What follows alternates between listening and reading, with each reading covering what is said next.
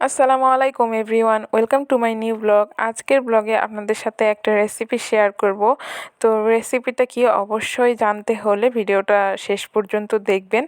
তো দেখতেই পাচ্ছেন এখানে হচ্ছে সবজি কেটে নেওয়া হচ্ছে। সবজিটা হলো সজনে ডাঁটা।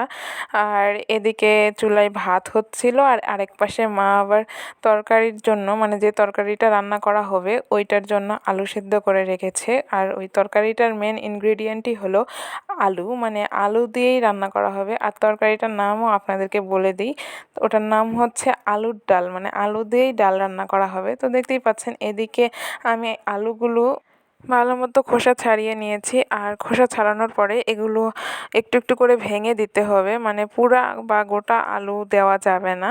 যেহেতু এটা ডাল জাতীয় খাবার হবে, তাই এটাতে একটু পানি দিয়ে ব্যাপারটা পানির সাথে ভালো মতো করে মিক্সড করে নিতে হবে।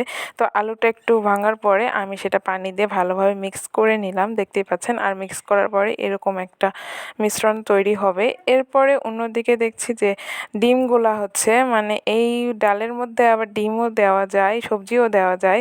তো যেহেতু ঝোলের মধ্যে ডিম দেওয়া হবে, তাই ডিমটা কিন্তু আমরা যেভাবে নর্মালি ভাজি ওভাবে না, জাস্ট একটু হলুদ গুঁড়ো, মরিচ গুঁড়ো আর একটু লবণ দিয়ে তারপরে গুলিয়ে নিয়ে ভেজে নিলেই হয়ে যাবে। তো দেখতেই পাচ্ছেন আমরা ওইভাবেই ডিমটা গুলে নিচ্ছি, এরপরে ভেজেও নেব। মূলত এই আলুর ডাল খাবারটা কিন্তু উত্তরাঞ্চলের মানুষের অনেক প্রিয়, বিশেষ করে রংপুরের মানুষরা এই আলুর ডাল খাবারটা অনেক অনেক পছন্দ করে আর অনেক ভালোভাবে রান্নাও করতে পারে। তো যাই হোক, এখানে দেখতেই পাচ্ছেন ডিমগুলো ভেজে নেওয়ার পরে এবার কড়াইতে একটু তেল দিয়ে তেলটা গরম হয়ে আসলে সেখানে পেঁয়াজ আর একটু শুকনো মরিচ দেওয়া হয়েছে। আমাদের বাসায় তখন ছিল না, মানে কাঁচামরিচ ছিল না, তাই শুকনো মরিচ দেওয়া হয়েছে। মূলত পেঁয়াজের সাথে কাঁচামরিচই দিতে পারেন। আর হালকা গরম মশলা দিয়ে নিলাম, যেমন হচ্ছে এলাচ, তারপরে তেজপাতা, আপনারা চাইলে দারচিনিও দিতে পারেন। আমার মনে ছিল না, আমি দিই নাই। তো এরপরে সব কিছু দিয়ে পেঁয়াজটা ভালোভাবে ভেজে নেওয়া হয়ে গেলে এরপরে আমরা একটু গোটা জিরা দিয়ে দিই। গোটা জিরা আসলে সব ধরনের তরকারিতেই আমরা ইউজ করে থাকি। তো যাই হোক, জিরা দেওয়ার পরে এবার দিয়ে দিচ্ছি হচ্ছে বাটা মশলাটা দিয়ে এবার ভালোভাবে সব কিছু ভেজে নেব। আর সব কিছু সুন্দর মতো হয়ে গেলে কিন্তু ওই যে আলুটা আমি একটু ভেঙে তারপরে সেটা পানির সাথে মিশিয়ে রাখছিলাম, সেই জিনিসটা এর মধ্যে দিয়ে দিতে হবে। তো দেখতেই পাচ্ছেন এখানে আমি আলুটা দিয়ে দিলাম। এরপর সব কিছু ভালোভাবে মিশিয়ে নিতে হবে মশলার সাথে আলু আর বাকি সব কিছু। তো এরপরে আস্তে আস্তে দিয়ে দিতে হবে হলুদ, মরিচ, যা যা লাগে আসলে। তো এখানে আমি লবণটা দিয়ে দিলাম প্রথমেই।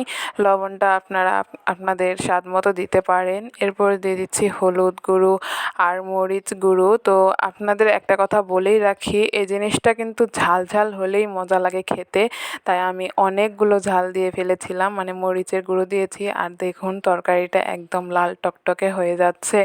আর এই তরকারিতে কিন্তু আপনারা ওই যে আমি বললাম প্রথমেই যে সজনে ডাঁটা কাটা হচ্ছে, মানে এই তরকারিতেই দেওয়ার জন্য। তো অনেকেই দেয় আবার অনেকেই দেয় না, কিন্তু এই সজনে ডাঁটা দিয়ে তরকারিটা রান্না করলেও কিন্তু অনেক মজা লাগে। সজনে ডাঁটা তো এমনিই একটা মজার খাবার, এরপরে এটা যদি দেওয়া হয় এরকম একটা ডালের মধ্যে তাহলে কিন্তু অনেক মজা লাগে।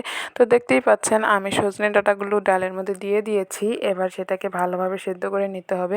আর সেদ্ধ করার জন্য এটা অনেক ভালো মতো কষিয়ে নিতে হবে। আরেকটা কথা, এটা যেহেতু আলুর একটা রেসিপি, তো এটা কিন্তু অনবরত নাড়তে হবে, মানে রেখে দিলে পাতিলের নিচে বা কড়াইয়ের নিচে লেগে যেতে পারে, তাই একটু পরপর নেড়ে দিতে হবে। আর হ্যাঁ, নাড়ার সময়ও অবশ্যই খেয়াল রাখতে হবে যে সজনে ডাঁটাগুলো যেন ভেঙে না যায়। তো যাই হোক, এখানে আমি সজনে ডাঁটাগুলোর সাথে আলু সব কিছু সুন্দর মতো করে কষিয়ে নিচ্ছি।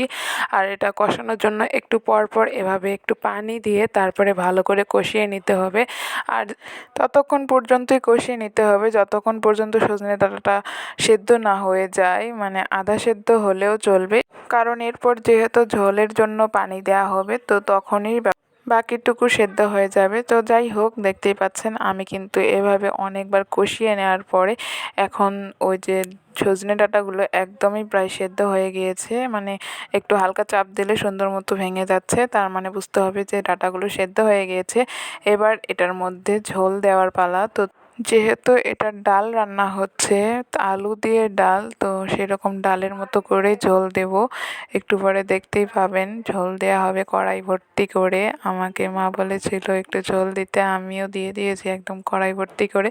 এরপরে তরকারিটা একটু নেড়ে দিতে যেয়ে দেখি যে আসলে আলুর কোনো অস্তিত্বই খুঁজে পাওয়া যাচ্ছে না, জাস্ট সজনে ডাঁটাগুলো উপরে ভাসতেছে, মানে একটু বেশি পানি দিয়ে ফেলেছিলাম।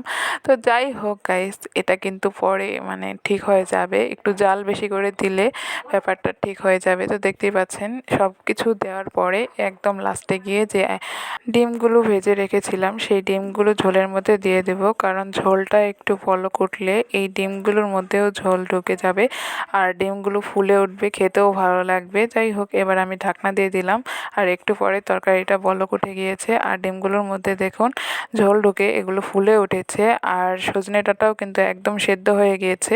শুধু আমি পানি একটু বেশি দিয়েছিলাম দেখে ঝোলটা এখনও ঘন হয় নাই, তাই আর একটু এটা জাল দিতে হবে। আর কিছুক্ষণের মধ্যে কিন্তু ঝোলটা ঘনও হয়ে যাবে। এই যে দেখতে পাচ্ছেন ঝোলটা মোটামুটি ঘন হয়ে এসেছে আর এদিকে আমাদের রান্নাও পুরো কমপ্লিট। তো কেমন লাগলো গাইস আজকের এই রেসিপিটা? ভালো লাগলে অবশ্যই লাইক, কমেন্ট, শেয়ার এবং ফলো করে পাশে থাকবেন। আল্লাহ হাফেজ গাইস।